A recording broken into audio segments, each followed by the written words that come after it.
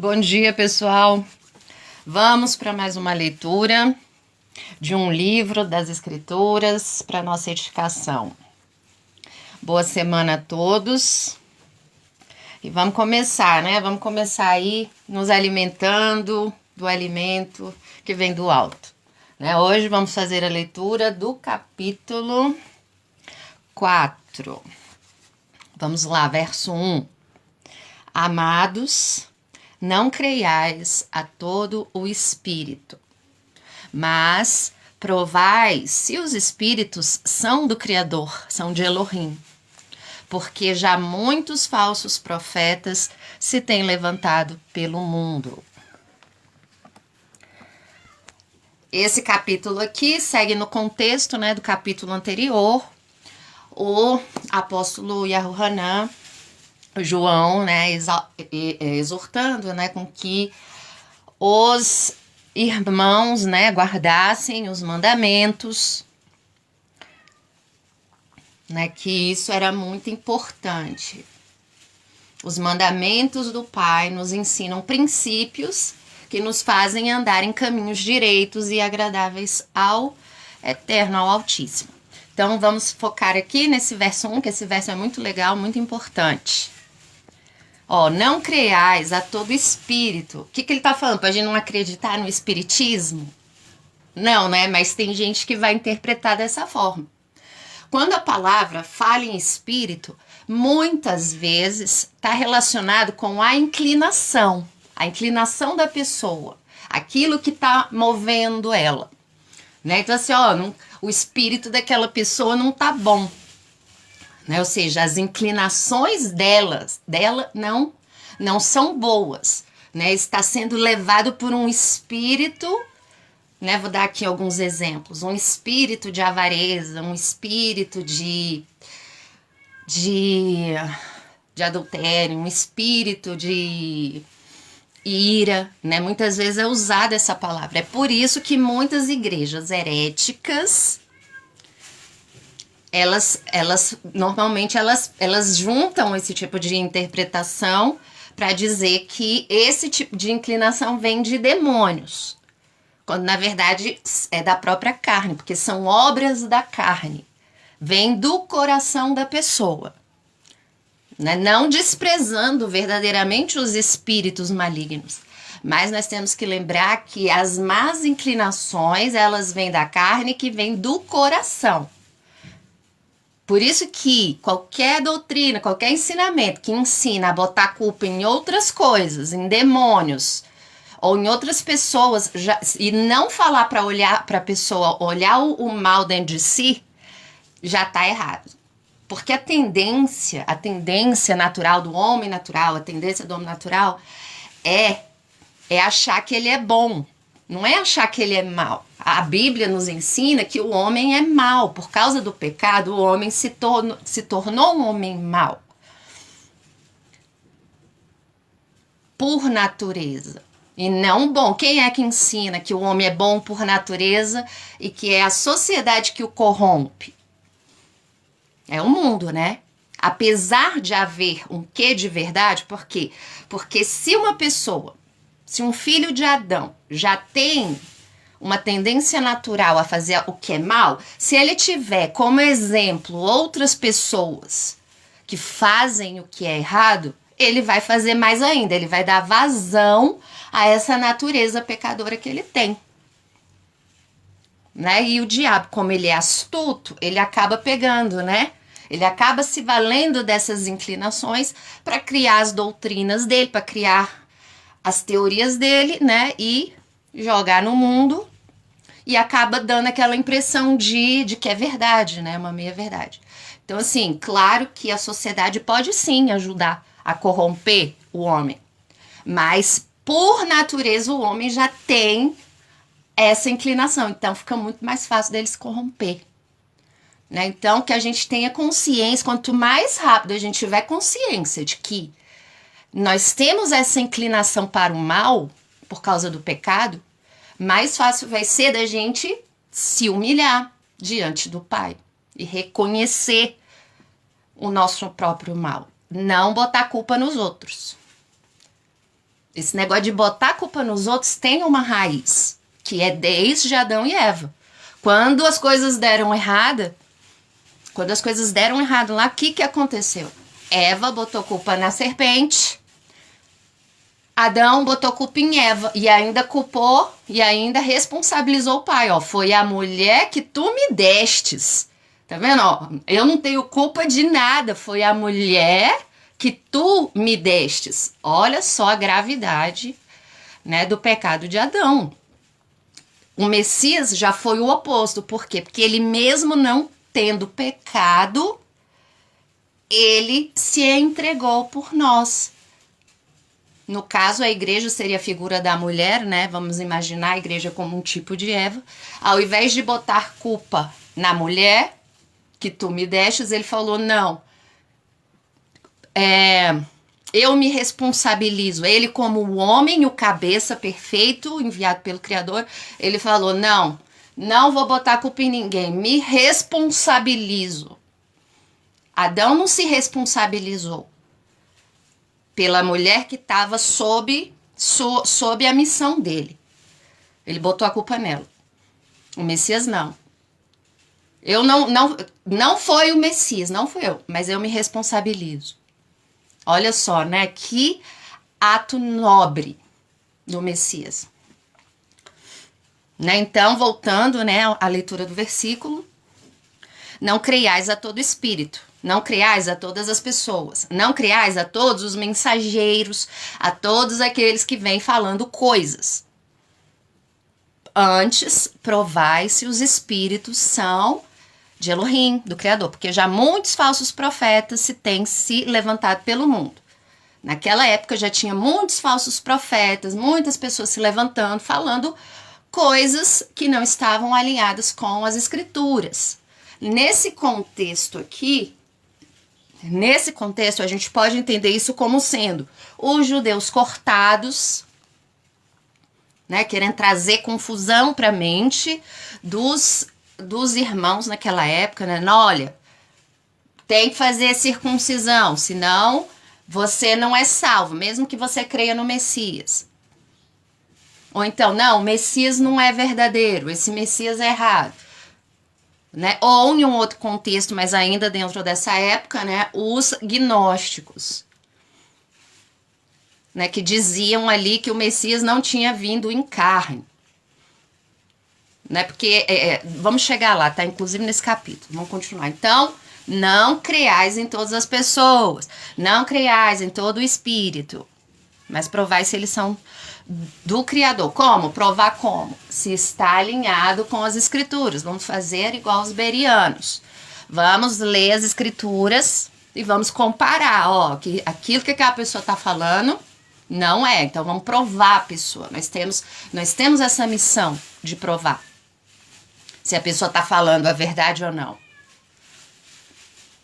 Verso 2. Nisto conhecemos o Espírito do Criador.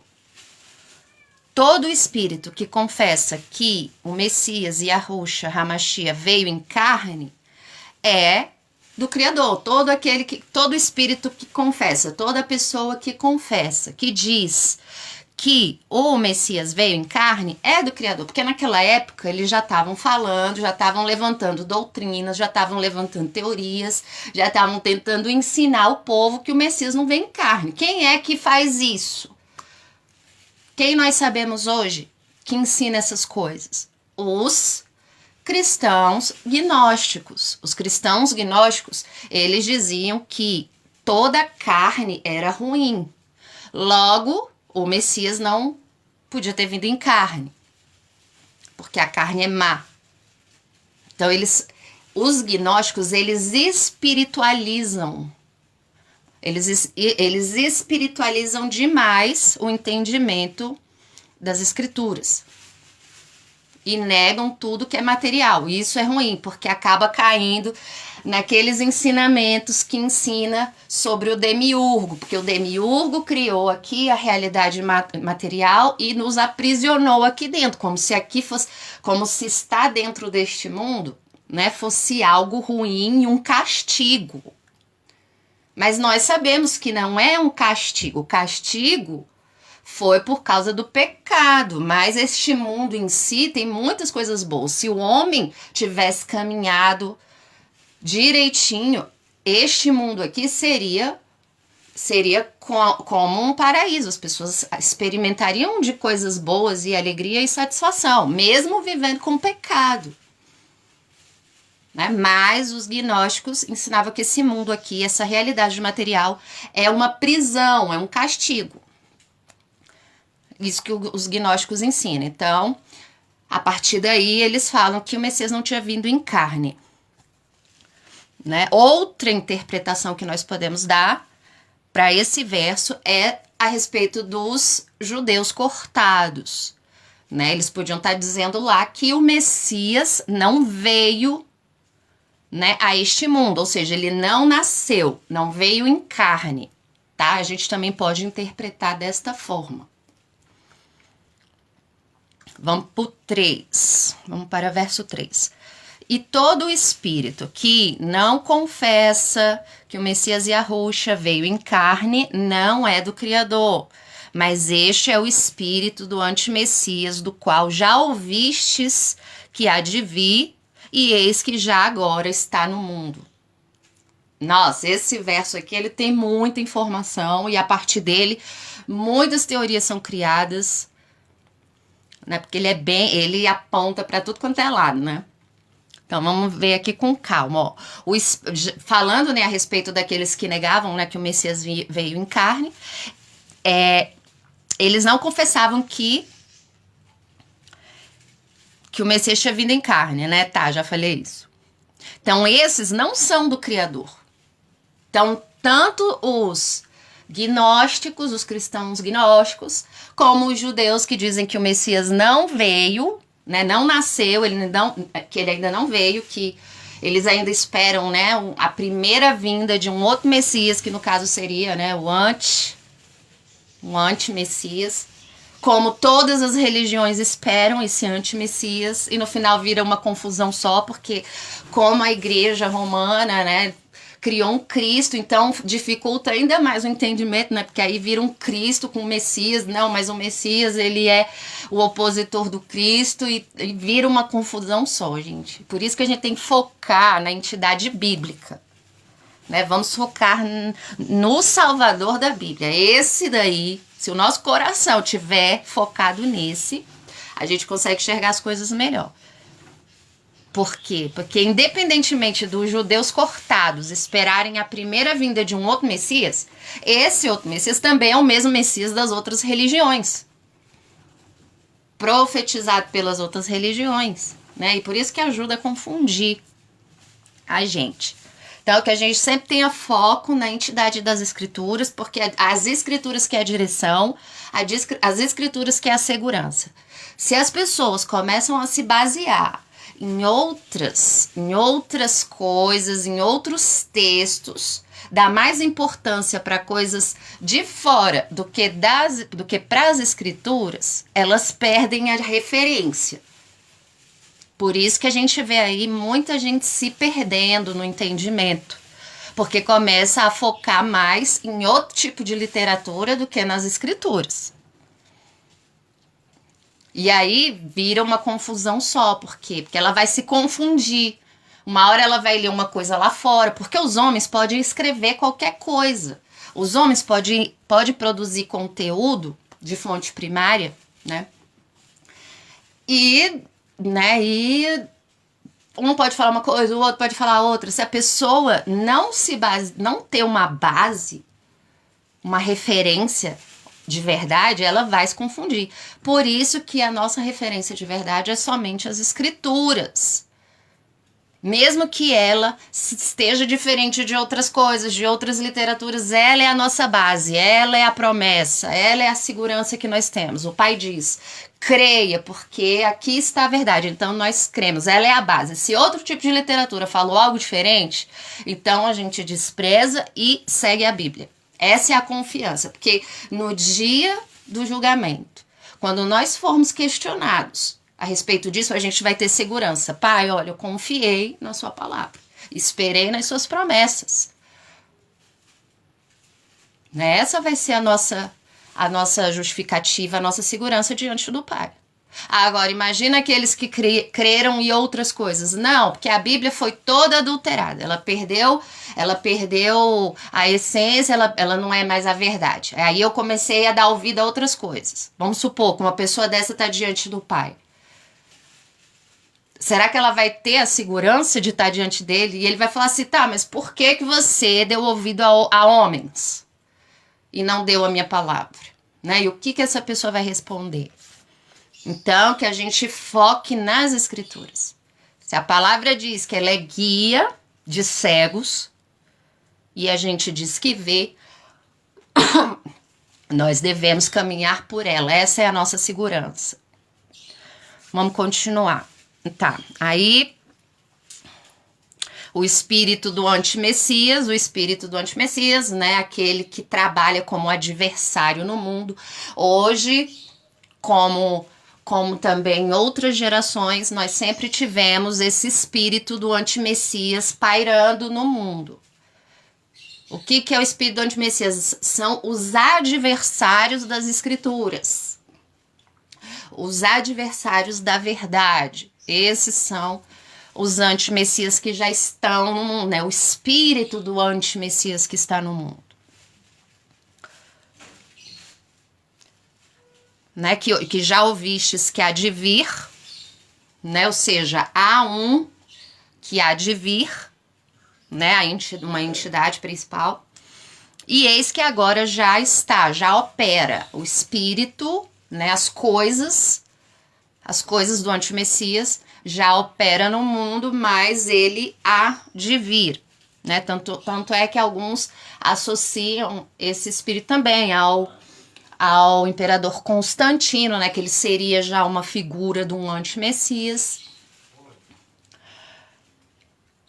E os seus servos, né, todos aqueles que se levantaram, o joio que cresceu, né, como na parábola do joio e do trigo, né, aquele joio que começou a crescer, que ninguém sabe quem plantou, né, e o Messias disse que o inimigo que tinha plantado, né, esse espírito do antimessias já opera no mundo.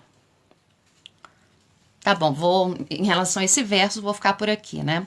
Verso 4, filhinhos, sois do Criador, sois de Yahuá, e já os tendes vencido.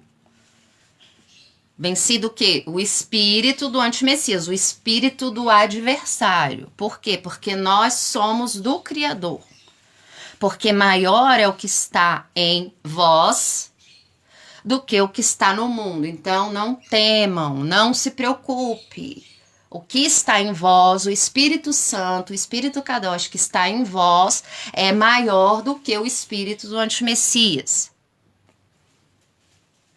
Legal? Verso 5.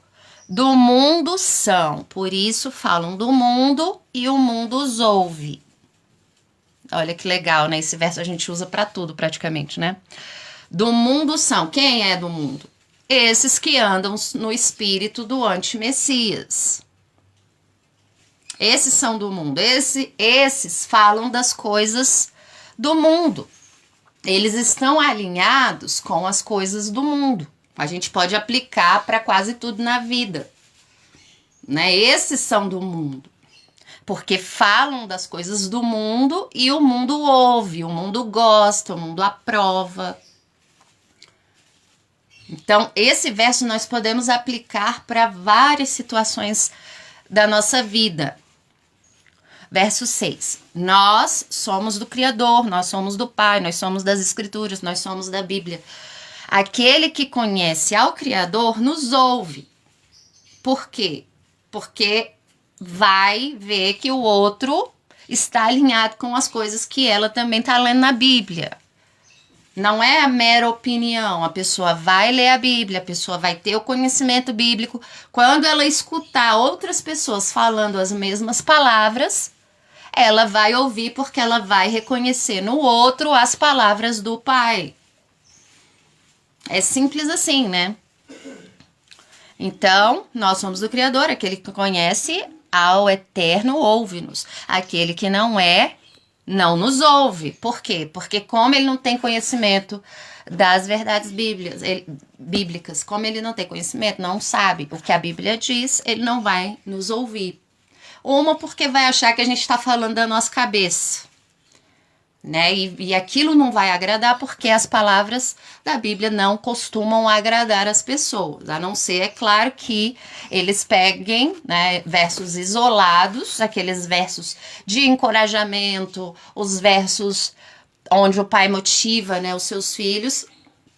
Eles vão pegar apenas esses versos para dizer, né, às pessoas, sem que antes elas tenham passado pela purificação no fogo. Esse é o problema. É a mesma coisa de botar band-aid na lepra.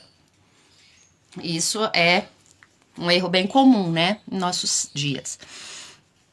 Então, aquele que é do Criador vai nos ouvir, por quê? Porque ele vai ver que nós estamos falando as palavras das Escrituras, as quais ele também tem, as pessoas também têm experimentado, né? Simples assim.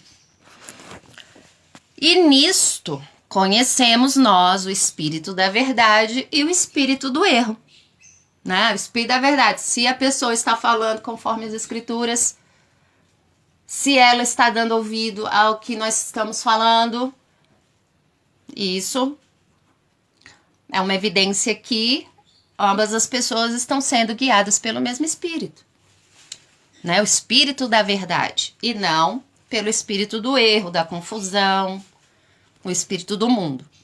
7. Amados, amemo-nos uns aos outros, porque o amor é do Criador. E qualquer que ama é nascido do Criador e conhece ao Criador.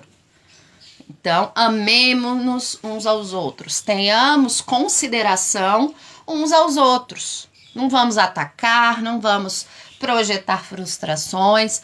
Amor também não é somente sentimento, tá? Ele existe sim, eu andei pesquisando. O amor, ele envolve sim certo sentimento em algumas vezes. Ele é uma ação, é uma atitude, mas muitas vezes ele envolve sentimento sim, como no caso, né, de que Jacó amou Raquel, mas rejeitou Lia. Ele não amava Lia. Então aí a gente interpreta como um sentimento. Por quê? Porque Jacó amou Lia, mas com ação. Ele acolheu Lia, ele não devolveu Lia, ele acolheu. Então isso também é um tipo de amor. Mas Jacó amava Raquel, mas rejeitava Lia. Aí entra a questão do sentimento. Ele não tinha sentimentos românticos para com Lia, tá? Isso está escrito nas Escrituras. Jacó amava Raquel, mas não amava Lia.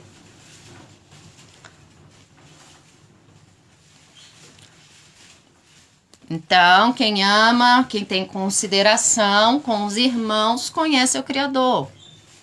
Né? Porque o Criador, ele tem consideração, ele tem amor pelos seus filhos.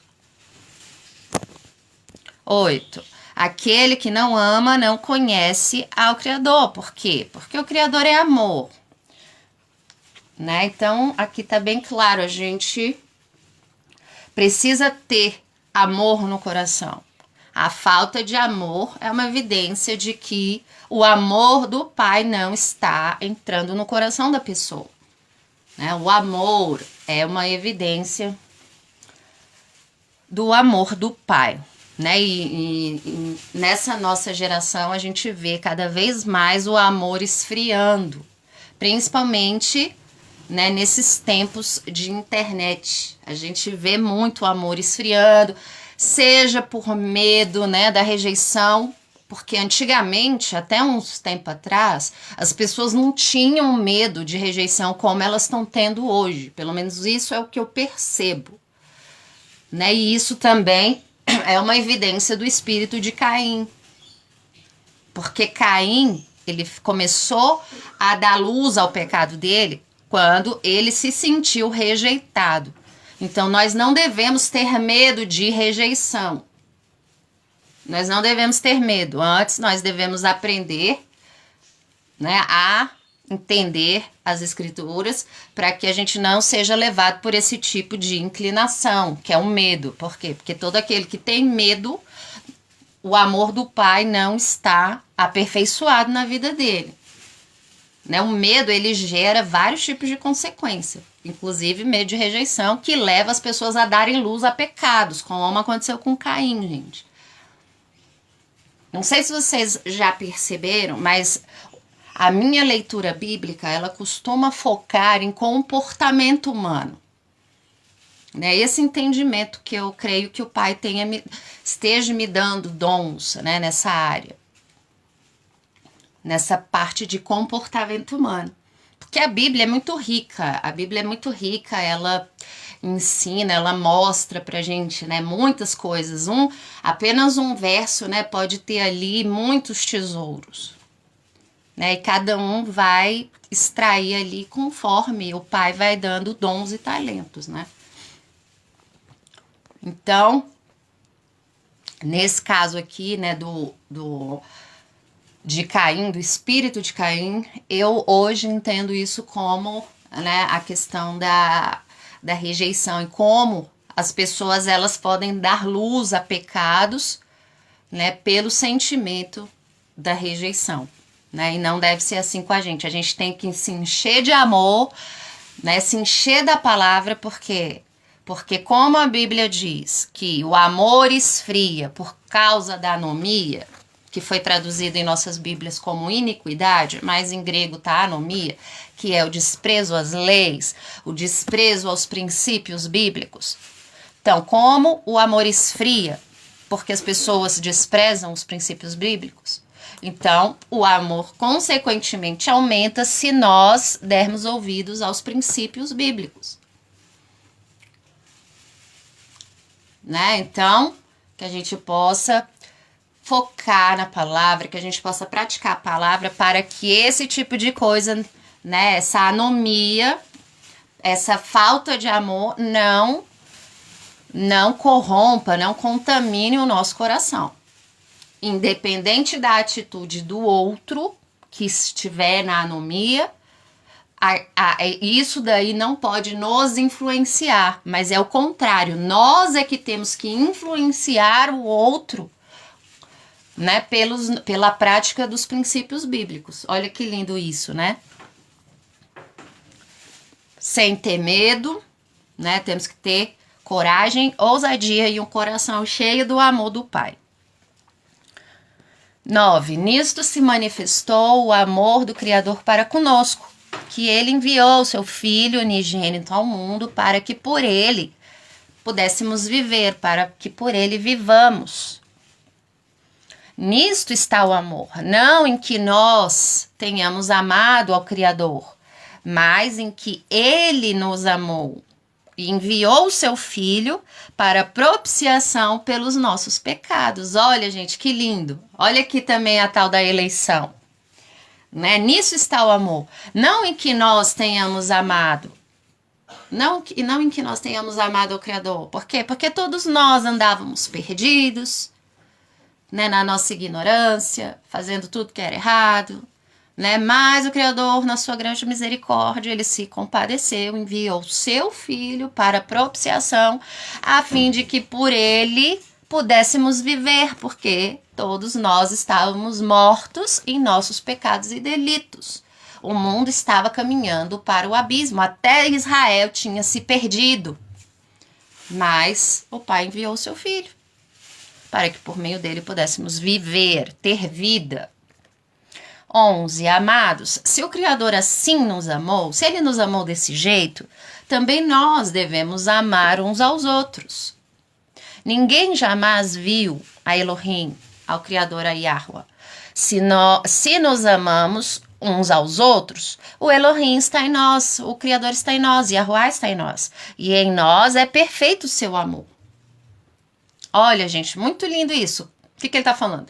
Se a gente, com a nossa vida, dá exemplo do amor do Pai, assim nós mostramos aos outros o Pai.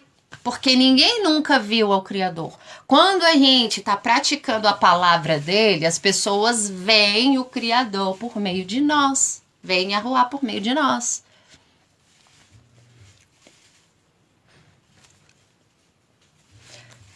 Nisto conhecemos que estamos nele e ele em nós, pois que nos deu do seu Espírito. Né? Então é aquilo que o Messias falou. Aqueles que obedecem, aqueles que guardam os meus mandamentos, ele é um com o Pai e com o Filho. Por quê? Porque ele está dando exemplo com a vida de que está alinhado com o Filho, com o Pai.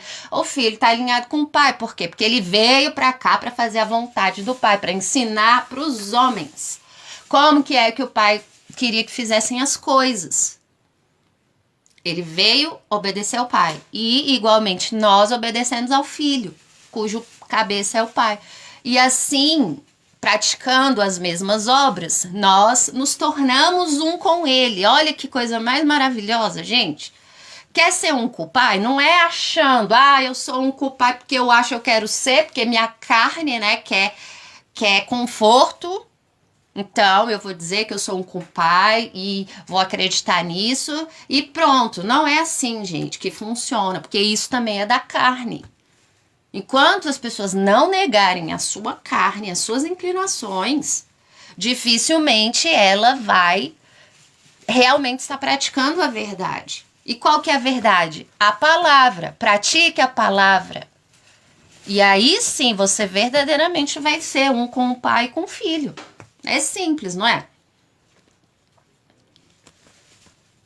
E ser um com o Pai não é só falar de juízo e não falar de amor, porque aí as pessoas desfalecem. Muitos ficam desanimados, por quê? Porque só escuta o juízo, o mal, e não tem um consolo. Agora, diferentemente, né, de uma outra ala que só dá consolo e não fala daquilo que vai limpar, né, aquilo que limpa, purifica do pecado. E não é assim, né, que a palavra mostra. A palavra, ela mostra tanto a palavra que expurga o pecado, quanto também aquela que consola depois. Né? Depois de uma grande tribulação, sempre vem um consolo. É assim que deve ser a pregação. Né? Para que a pessoa tenha esperança. Não é só falar de juízo e de pecado. Porque isso também reflete, às vezes pode refletir uma projeção. Na mão de pessoas erradas pode refletir uma projeção, como era com os fariseus. Eles projetavam no Messias as próprias inclinações ruins. Né? Então a gente tem que ter o equilíbrio, a direção do Espírito para saber o que fazer direitinho, né? De forma agradável ao Pai. Não só juízo e não só amor. Tem que ser os dois. Né? Verso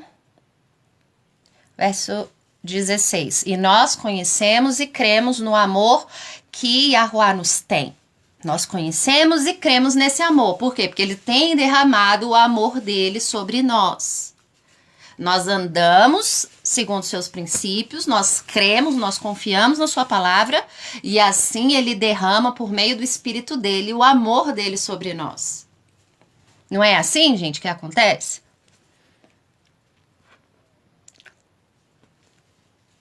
Logo, nós conhecemos e cremos no amor que ele nos tem.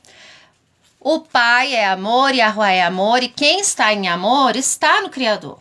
E Yahuwá está nele. Nisto é perfeito o amor para conosco, para que, no dia do juízo, tenhamos confiança. Olha, foi a mesma coisa que eu falei, né, agora. Praticamente, né, a mesma coisa. Porque, qual ele é, somos nós também neste mundo.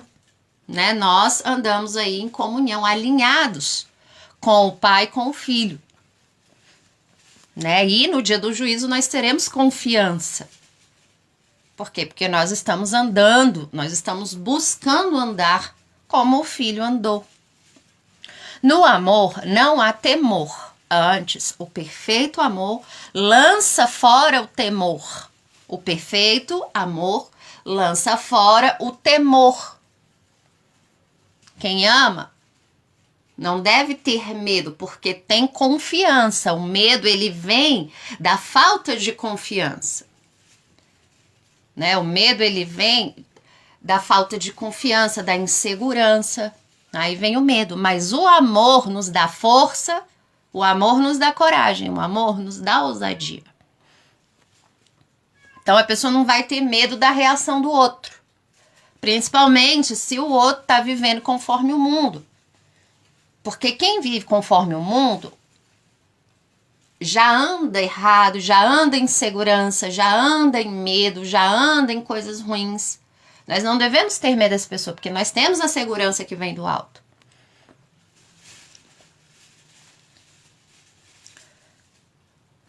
Porque o temor tem consigo o juízo. Aqui nessa tradução tá pena, mas a gente em outras tá como juízo, julgamento, né? E o que teme não é perfeito em amor. Tá vendo? Ó, o temor tem consigo o juízo. Como é que nós entendemos isso? O temor tem consigo o quê? O castigo, a dor. A gente não pode ter medo dessas coisas. O medo carrega, igual eu falei, né? Eu falei um pouco atrás aí, né? Que o medo, ele nos traz esses sentimentos, né? Medo de ser rejeitado, medo do castigo, medo do juízo, medo de não sei o quê. O medo, ele vem carregado com essas coisas, né? Medo de ser julgado, medo. Não pode ter medo. O amor, ele leva embora o medo. O amor e a convicção, ele leva embora. Então, quanto mais a gente tiver na prática das escrituras, mais amor nós teremos, né? Porque, como eu disse antes, se o amor esfria, porque as pessoas andam em anomia, não praticam os princípios bíblicos, logo o amor aumenta se nós praticamos os princípios bíblicos. E se a gente tem mais amor, a gente tem menos medo. Olha que interessante.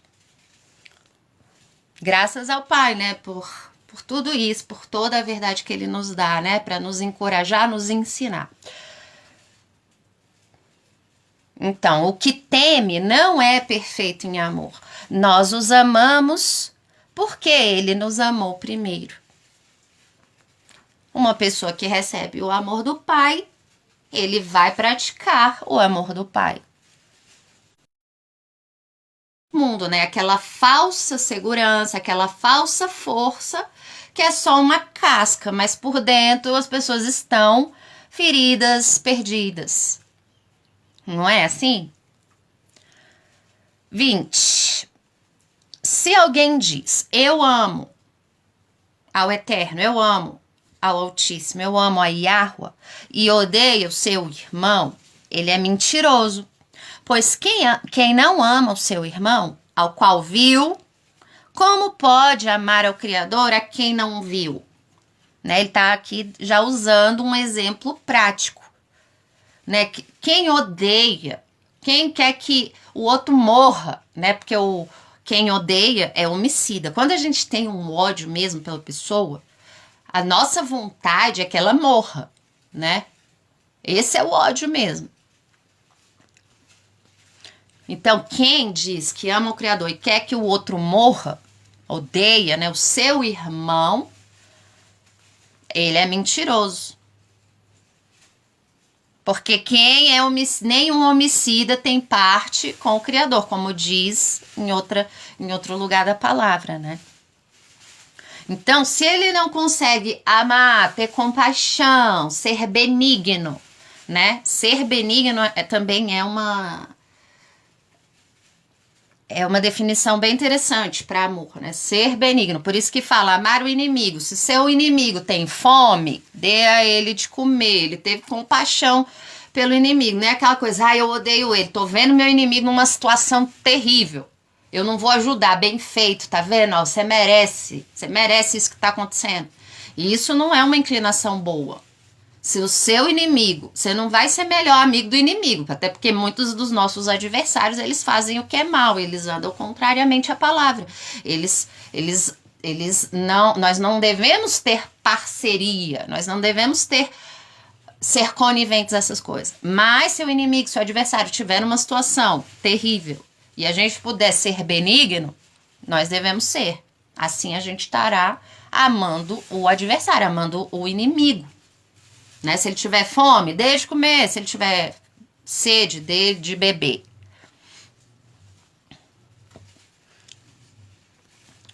Né? Então, quem ama seu irmão, né? Quem é benigno com o irmão, o qual está vendo, quem não é, né?